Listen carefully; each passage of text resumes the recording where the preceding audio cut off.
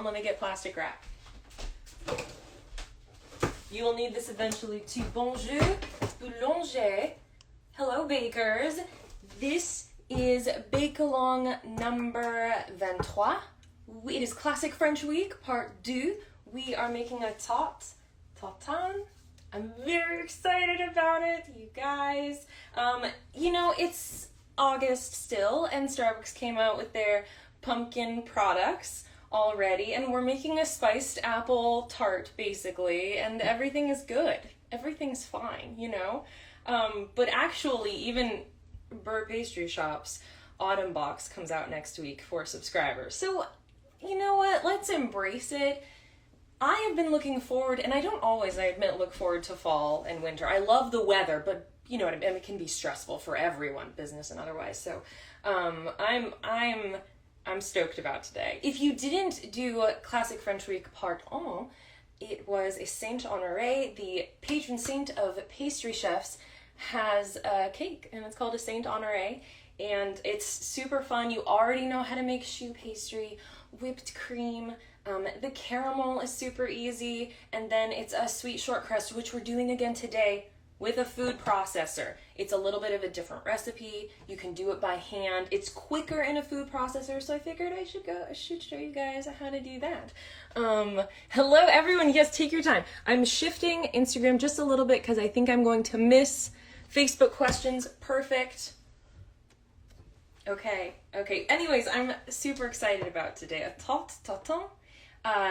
It is an upside down apple tart. That's the simplest way to put it. And technically it is simple. Now this is one of those things where you unmold. If you're familiar with pineapple upside down cake, that's actually a little bit safer because it cooks into a cake and the pineapples are in the cake by the end of it. This is a little more dangerous. It's a little more exciting for all of us. So I am very excited to do this with you today. If you don't have a food processor, I will walk you through how to do it by hand to make the crust. If you don't need a cast iron skillet.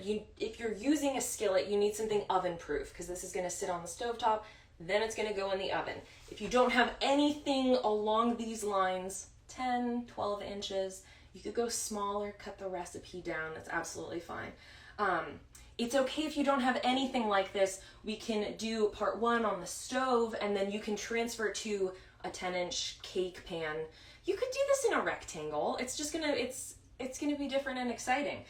So don't sweat if you don't have all of these components. It's actually not that difficult of a recipe. So should we get started? I think we should. I'm really excited about today. Again, holler at me with your questions, Facebook too, and everyone. I'm always able to, I don't know why today of all days I'm having trouble with Facebook. So when I'm shifting you around, don't worry about it. Let's start with the recipe.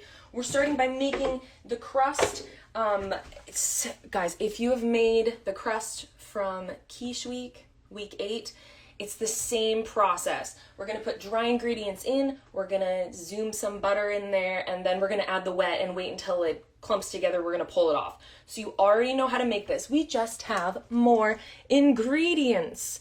And so these are actually our dries, all of these, because this is a sugar crust. So those are gonna go together first, then we're gonna add our butter, and then we're going to add our wet. If you want to throw in some vanilla extract to the wet, that'll work absolutely fine. Oh my gosh, I'm so glad. Someone says that they use that crust for everything now, that you could use that crust for this. I'm not a sweet crust person. Typically, tarts have sugar in their crusts, and I don't, and egg, typically. I don't know why I have such a preference on this, but that crust works great. That's the crust I would use for apple pie. Why not for an apple tart? But we'll do this. This is classic. I'm trying to show you a classic tarte tatin, which I can just call a tarte tartan from now on if we want me to stop doing that. So get your flour, your granulated sugar, and your salt into your food processor or into a bowl. There is something, someone asked a great question the other week, and I thought I should really address it. They were asking if the brown sugar should be packed, and it was yes, it should be packed. But I realized I never really talked to you guys about measurements, and these are my measurements. And so I measure out the same way each time. So if things don't work for you, it could be that we're measuring differently. So I figured with even just the flour, I'll show you how I like to do flour. We have 1 1/4 cup all-purpose flour, and this is how I measure it. Now, you might have heard of the spooning method. Golly, does that take forever or what? I'm not about that business. We're moving to baking requires too much, you know what I mean, moving. So I loosen it up. I think Ina Garden might do this. Can I have a bake along without talking about Ina? I loosen it up, and if you can't see what I'm doing, I loosen it up just to make sure it's not clumping. And I do this every time, and it doesn't actually take that long. I loosen it, and then I shake it, and that's when I flatten it off. And so that's how I measure flour. So if you've had things that aren't working well, it could be that we're just measuring differently. Oh, I got flour everywhere. Not to mention, I didn't say it, but I was doing it with this one. Not to mention, measuring cups are not, that's what Alton Brown says, measuring cups are not actually regulated really. So our cup measures could even be different. And someone says they like using a scale. Absolutely. I would recommend you invest in a kitchen scale. It's the only way to make sure everything is completely accurate.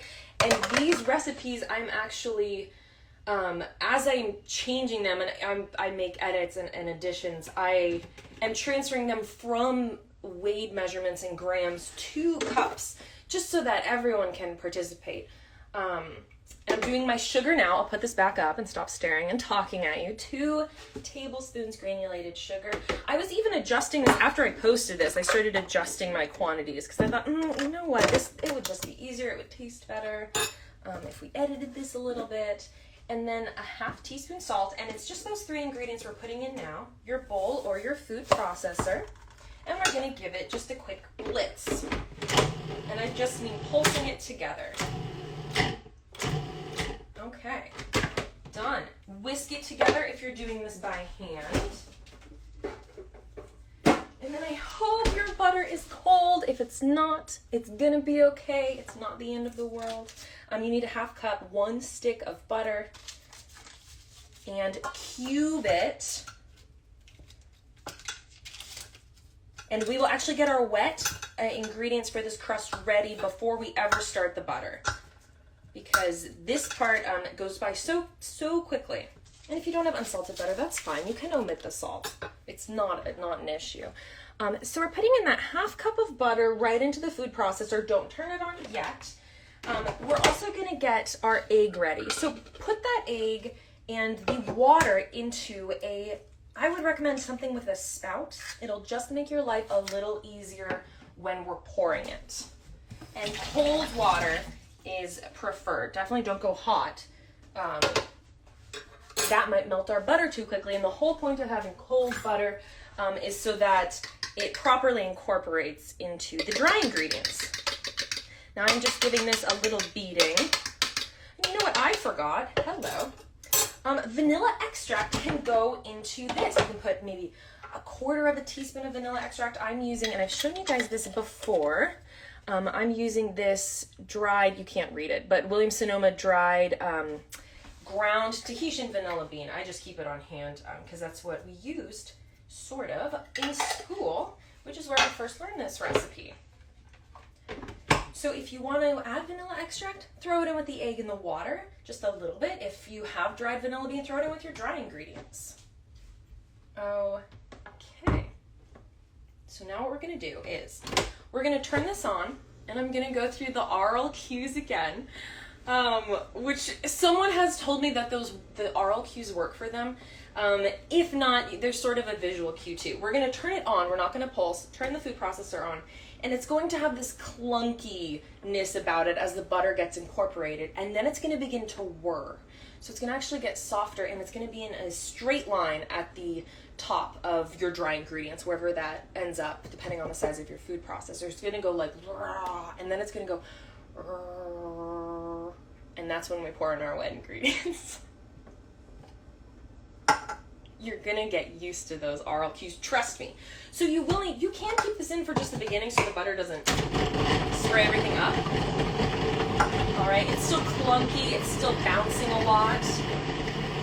Here it comes, it's softened, and now it's in more or less of a straight line. And we're gonna add our egg, water, and then if you're using vanilla extract, throw that in too. Just a slow drizzle, and then give it a second to do its magic. It came into a ball. Just in case you can't see, I'm gonna bring it over, and we're done with our food processor. It actually really just balled up for me right there. Isn't that lovely? My goodness, let me make sure no questions. Good, good, good. And you can get rid of your whole food processor, and if you put your cord behind your knife magnet board, be careful as you remove it. Okay. So now this guy needs no more work. I pulled out my plastic wrap because rather than make a mess multiple times, I dump this right onto my plastic wrap. And then if I have any little bits on the sides, I like to scrape them out, mix them in. Be very careful of your blade. And then on the plastic wrap, I like to turn it into, there we go, a cylinder. And I actually have these lovely little bits of vanilla. You might be able to see them through the plastic wrap. And that's to make our rolling easier once we come to that. Just like this. Can you see the little, no, I'm so blown out over here right now. So this I would put in your freezer, because we're going to allow that gluten to chill out as much as we can before we roll it. And it goes, and on to our next step, the apples, the whole reason we're here. So this is a stovetop plus oven recipe. So at this time, we're going to preheat to 375. And to make it easier on anyone baking along, I have started putting our oven temperature on the recipe, which you can't even see on Instagram. Facebook's got the oven temperature though, 375. And we're gonna start prepping apples. And it's a lot. Oh, you could actually use more apples than what I recommended. 6 is probably good for 10 inches, but you know, you could always do more if you really want this piled up. And that is completely up to you, how domed it ends up, and that'll just be dependent on the quantity of apples. So the plan is we're gonna melt our butter. We're gonna make the tarte tartins always have a caramel in the bottom, and that's sort of what creates that golden brown, sweet, wonderful flavor. So we're gonna make a caramel-ish. You'll see. We're going to layer a beautiful layer of apples, dump the rest of our apples, put our pie crust over the top, and then stick it in the oven. So once we outturn it, we have the beautiful apples on top, the crust on the bottom. Get a big garbage bowl today because we're going to be peeling 6 apples. Now I did say low water content apples. And I specifically mentioned yellow and green apples just because they tend to have a lower water content. If you did, I mentioned this weeks ago, watch Julia Child's Tarte Tartin recipe. She's just a joy to watch, and she's just laughing at herself because it doesn't turn out. And she's pretty sure it's because the apples that she had too high of a water content. And she went through exactly what type of apples she'd recommend. Golden Delicious, which is what I'm using, she even specifically recommends. But it happened to my chef too in the demo at school for this. It didn't turn out. So there's a little bit of a danger of that. And you just piece it back together. Don't unmold this in front of your dinner guests. There's no reason for that type of show. Unmold it in the kitchen, and whatever doesn't work, slop it back on top, rearrange it. It's perfect. And no one has to know. It's parfait. Perfect in French. All right. And I'll show you how I like to cut apples too. I'm not sure if mine's actually quicker, but it feels quicker. You have an apple core. You have a couple more options. I do have an apple core, so I'm going to core one of these apples. And as soon as we get all our apples peeled, we'll get our butter melting. In the end, this will cook for about 35-45 minutes, depending on the thickness of your crust. So we won't have a finished result together today. I actually did make a test batch yesterday with all cored apples, and it looks like a pineapple upside down cake, and I wanted to show you guys, but these are meant to be served warm. And as they settle and sit at room temperature, it sort of falls apart a little bit. So just know that. So I decided it wasn't worth showing you guys, but tasted wonderful. And that's what we were going for today. I would not recommend all Granny Smith, for instance, because that's a really low sugar content. So those are so tart, unless that's the type of apple you absolutely love. Try and do a mix. If you really want to use a bunch of Granny Smith, maybe do 3 Granny Smith and 3 Golden Delicious. All right.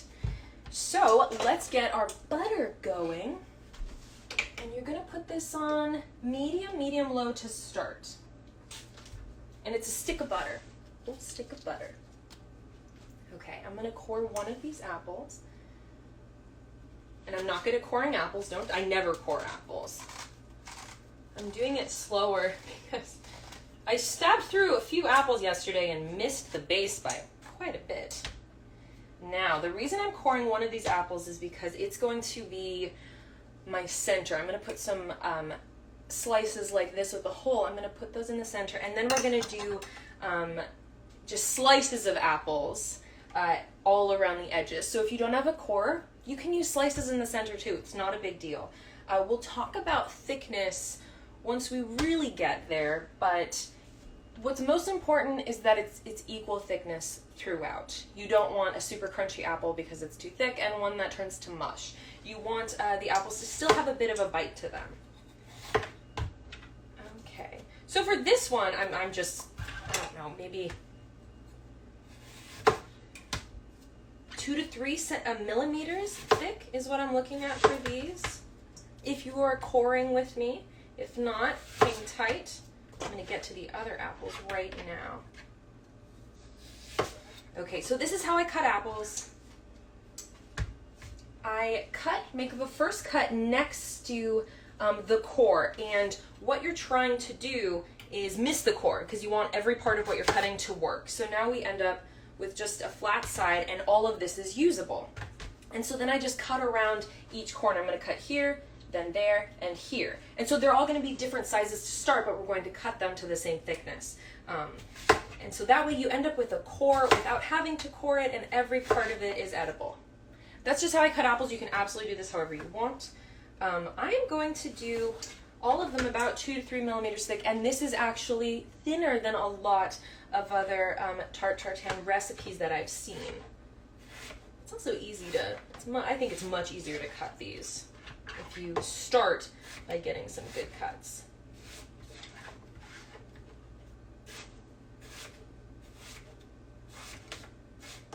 Okay, I know, look at that, 2 down, 4 to go. And you can also turn it on a flat side this way, and that way it's a little bit easier to cut. My oven is preheated. If you want to do these apples in advance, you absolutely can. You're going to want to keep them in lemon. Actually, I have read in my notes from school to soak them in lemon water. That will change the flavor of them, but it'll stop them from browning too much.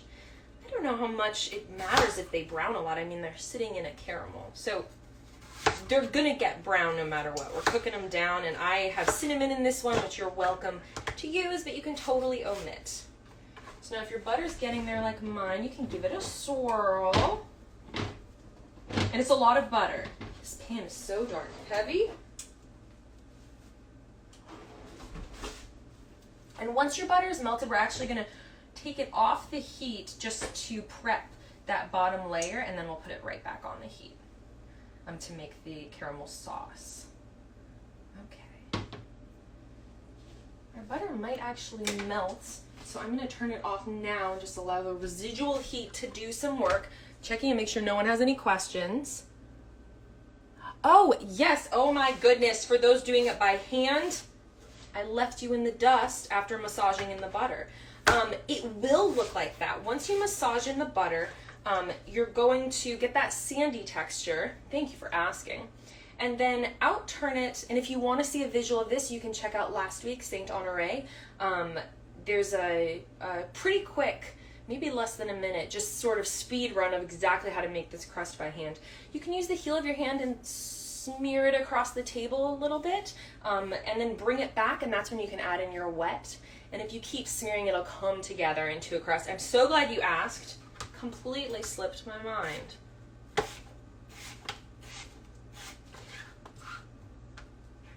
Whenever I do pre-recorded videos, which last week was solely because I had to work last Sunday, I like to do, you're not really baking with me like this. I make it and I record the whole thing, but then you don't need to sort of stand and watch me whip that, egg white until it's stiff. So I'll put I'll speed it up a little bit. So I bird's eye view sped up the process of making that crust completely by hand, and it's just like this, except this one has water in it, as well as the egg yolk. All right, one more apple. Trust me, your time here is worth it. And one thing I do like to do as soon as that butter is melted, I am going to add in some vanilla extract, and I'll pull that recipe back up. So we're all done with this. Can you believe that? We're already down here. That half cup of butter is melting in our pan, and I'm gonna add in half a teaspoon of vanilla extract to our melted butter. And I do like to stir this in. I just think it's alcohol. Vanilla extract is alcohol. And I don't want it to burn, but we do want the alcohol. And the alcohol will cook off in the oven as well. Can you hear that little sizzle?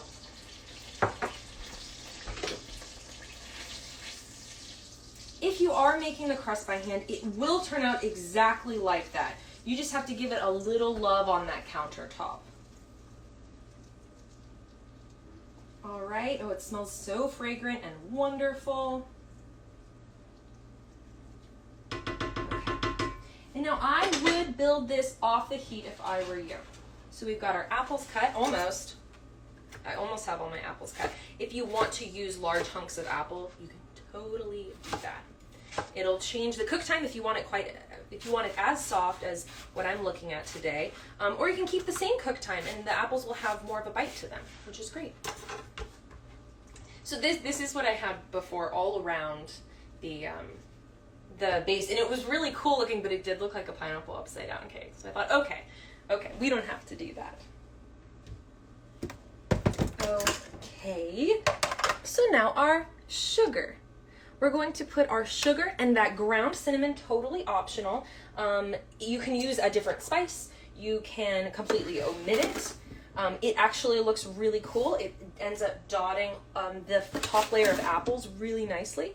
And we're going to take that ground cinnamon and whisk it into our granulated sugar. All right. And you're sort of done with your garbage bowl today. Isn't that wonderful? It's always a great feeling. And for anyone who might be a little bit behind, I've literally just cut the apples and melted that butter into the cast iron. I added the vanilla into that butter after it was melted. Also, if you're a huge cinnamon fan, feel free to add more. You don't have to let me stop. You could add allspice cloves and make it really wintry.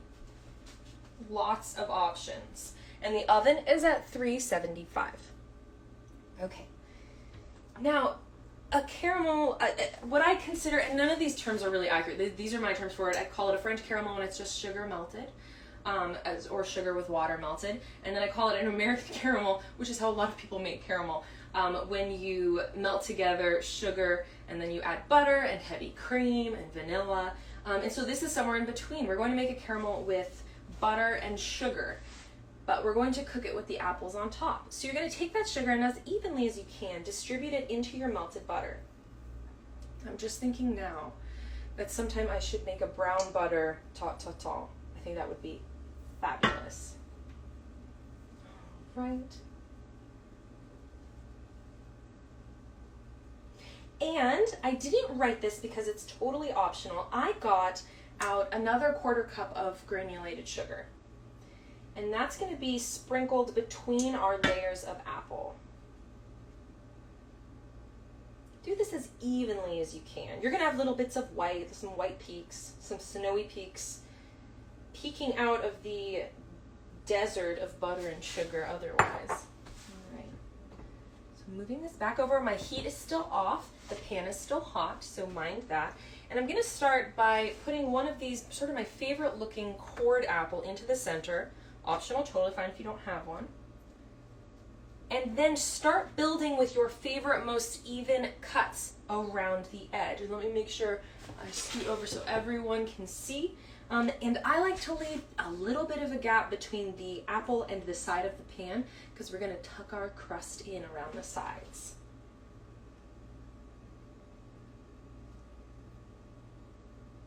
And I am not layering one on top of the other. I'm doing them flat right next to each other.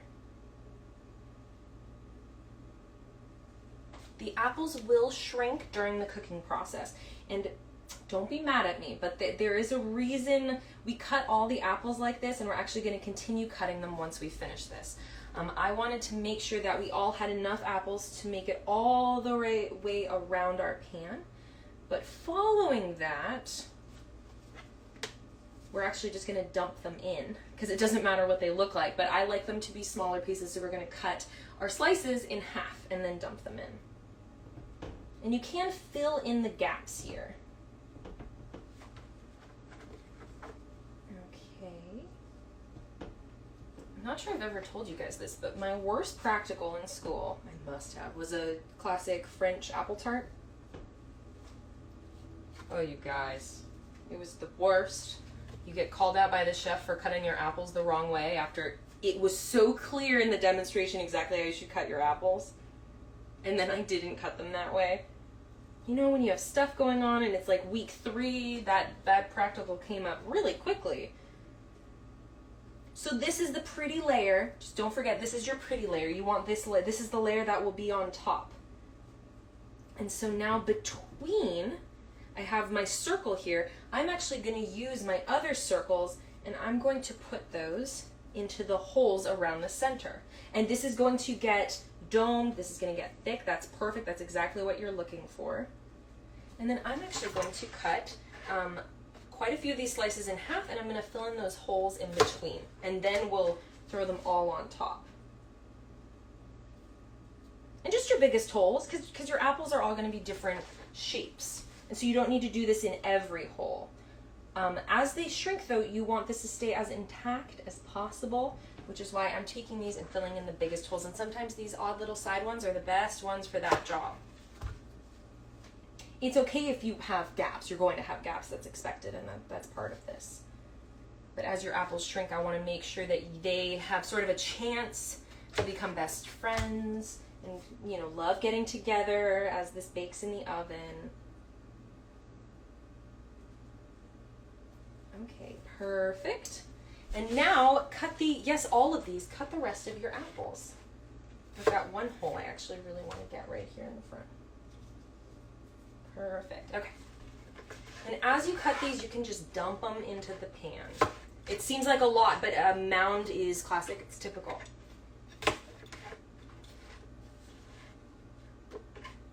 See, this may seem like such a process, but you got to pick your favorite slices. Oh, wait, that extra sugar, do a little sprinkle on top here. Quarter cup seems like a little bit much to me. I thought I did a quarter of a cup, but you can do less than that, especially if you don't want it as sweet. Here we go. And then these slices, they're actually just gonna go on top, just like that. Doesn't need to be pretty. Whoa, apples flying over here.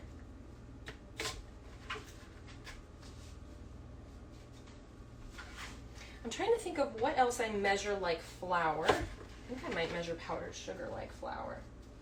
Okay.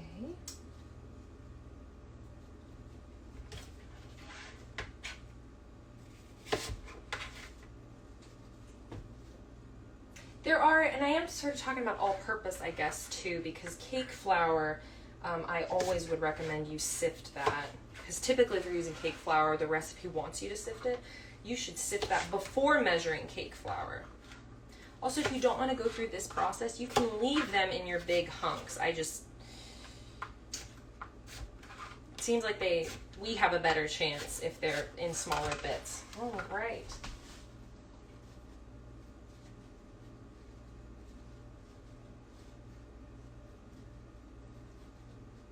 Perfect.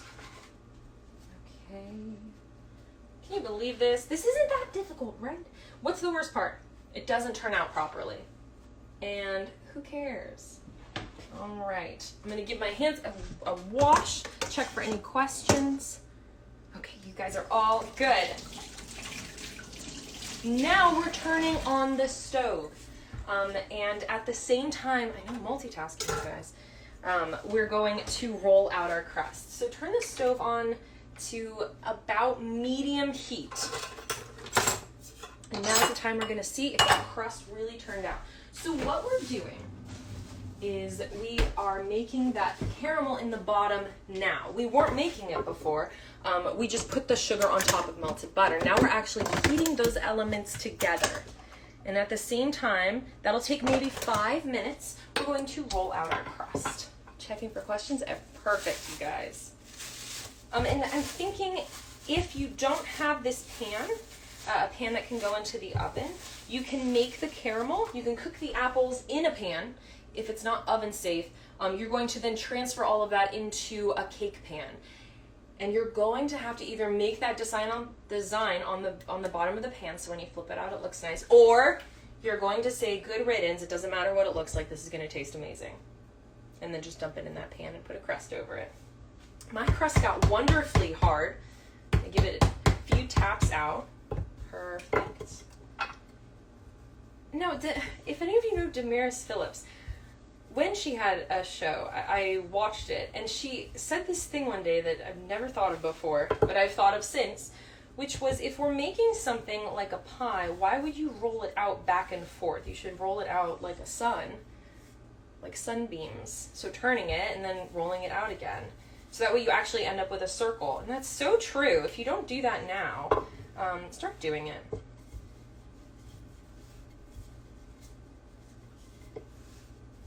And it doesn't matter too much how great your crust looks because it will end up on the bottom, but you want it big enough to envelop all your apples. So what my thought is, know your pan measurement. So if you get a ruler, if you don't have a ruler, mine's actually 12 inches on top, but it's 10 inches on the bottom. So I grabbed a 10-inch bowl, and I'm going to use that to cut out my crust. And it can be a little bit over your bottom measurement because you want to be able to tuck it in around the sides. And if you're having little patches in your crust, you can just glue them right back together. Or you could leave the little patches because we're going to be cutting in venting holes in the top of the crust, which will be the bottom. And that's so that your crust doesn't balloon up while it bakes, though that would be very exciting development. All right. And when rolling crusts, one, constantly move it. You may have noticed I do that now after 23 weeks. 23 weeks of doing this together. But that's to make sure it's not sticking, and that's also to make sure you're rolling it evenly. Only use a little bit of flour at a time. It takes more effort, it does, but it's worth it. All right, I can hear my sugar and butter marrying together in this gorgeous caramel. What you're going to be able to do is peek around the edge, and I'll turn my light on to just check the color. Gosh, it seems like I have so much moisture today with these Golden Delicious. I will maybe get into that more later, but you do have to be careful when you're turning it out. There will be moisture no matter what type of apples you use. I just read that apples are upwards of 80% water, so there will be some moisture release here. You can use any other palm, which I believe is the family that apple is in along with pears. So if you want to do a pear tart tartin, that's going to work great. That sounds like a wonderful winter, actually, tart. That sounds great. Let me see. I'm going to roll out just a little bit more, and it'll be ready to go. Perfect. Perfect. Okay. So now I just put my bowl right on top and grab a knife, and I'm cutting it just a little bit bigger. I think it is nice to have a smooth edge, but it's okay if you just want to plop it on the way your crust looks. That'll do the job. This won't really, the crust won't really stick out the sides of your tart. For the most part, it'll be underneath. And carefully edge your incredibly heavy glass bowl up and off. And to make sure your caramel is cooking evenly, save this dough. You could even bake this off as shortbread. I would give your pan a bit of a tilt. Oh, I can see it's getting really nice color on the bottom. And again, our oven's at 375. Now, if there's a little bit more moisture than you'd like, you can spoon a little bit out, and I'm gonna do that right now. I'm gonna take my tablespoon measure and my bowl that I had my cinnamon and sugar in, and I'm just gonna spoon a little bit of moisture out. And this is optional, you don't have to do this. This is just if you're worried. It actually has a great color. The caramel has a great color. Okay.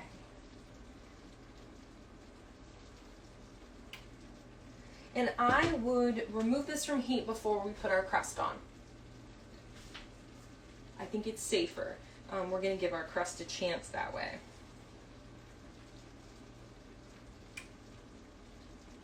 All right, it has this lovely golden color, so I'm gonna turn off my burner. And again, if you're doing this in a pan that can't go into the oven, you're gonna transfer your mixture into, a cake pan, something that is oven safe. I'm gonna pull this from the heat. I'm rolling up my dough on my rolling pin, and then I'm just gonna layer it right on top. Perfect, and then tuck it in around the edge. I do have pictures from my tart yesterday, by the way, which I will post. My pineapple upside down apple tart, all of them had little holes in the middle, like you get with canned pineapple. Okay, I tucked it in. I'm actually going to use the edge of a spoon to just make sure I get it nice around all of the apples. If you have a loose apple, you can even, I have one little loose apple here. I'm going to push him back in. Perfect. Okay. And then venting holes. You do need to cut some holes. I just put a little bit of flour on my knife. And then I'm going to make 4 incisions. This will not be visible to anyone but yourself when you pull it out of the oven, because this is not a grand reveal with your dinner guests, just in case it doesn't literally turn out well. I wonder if that's where the phrase comes from. Did it turn out well? Okay, into the oven we go.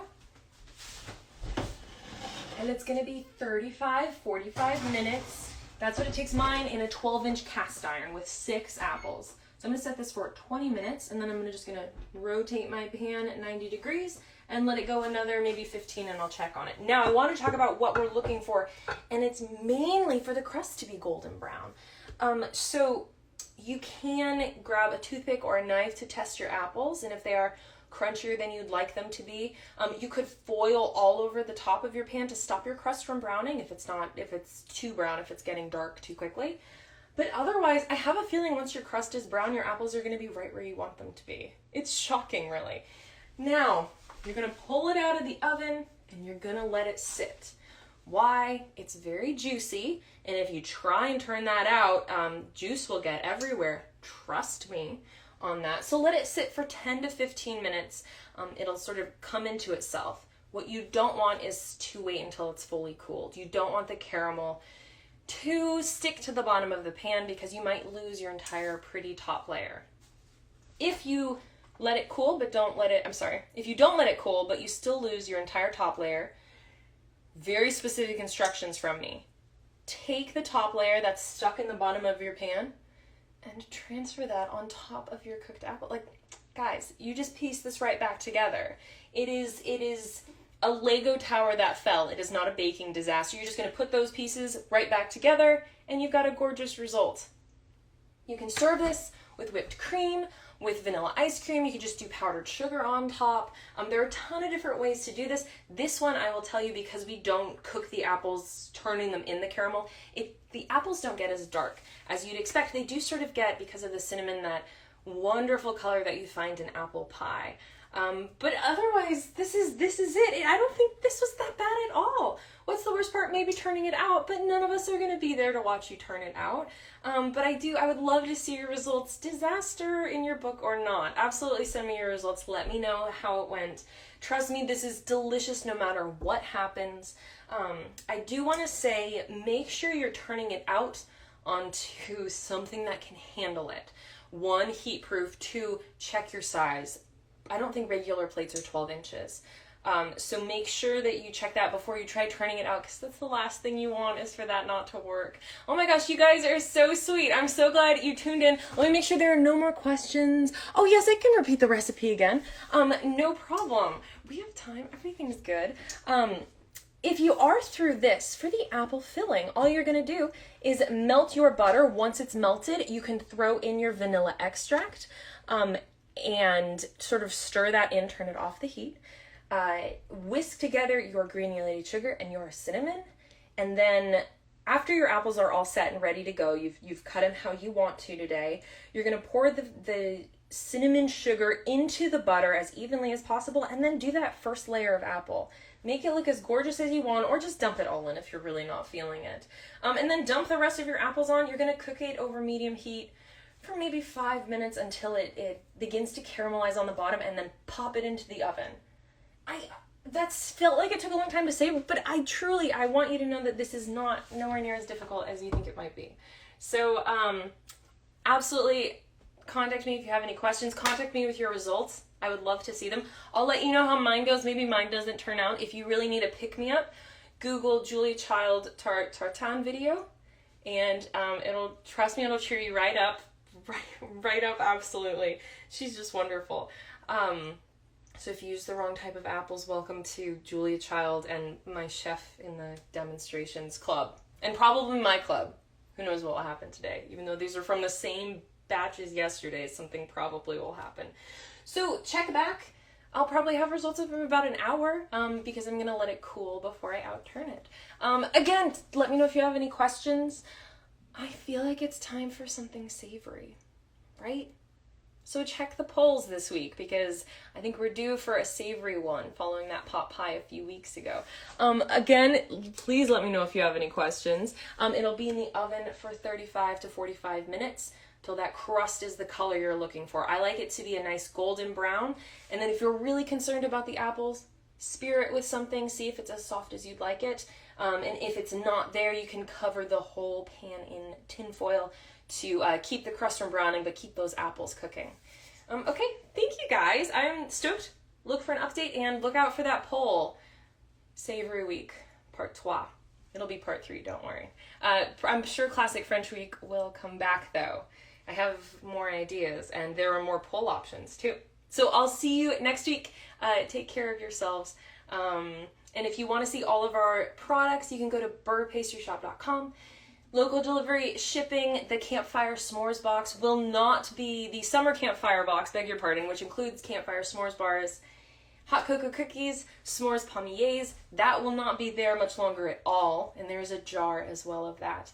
And all of the summer products will be leaving this week. So if you wanted vanilla peach cobbler bars, pina colada macaroons, or triple berry sugar cookie pies, or berry morning rolls, then you want to check out the site soon. Maybe before Tuesday is what I'm saying. But what will be coming up, autumn products will be out very soon, and a brand new item that I'm very excited about. Thank you guys for joining. Let me know if you have any questions, and I can't wait to see your results.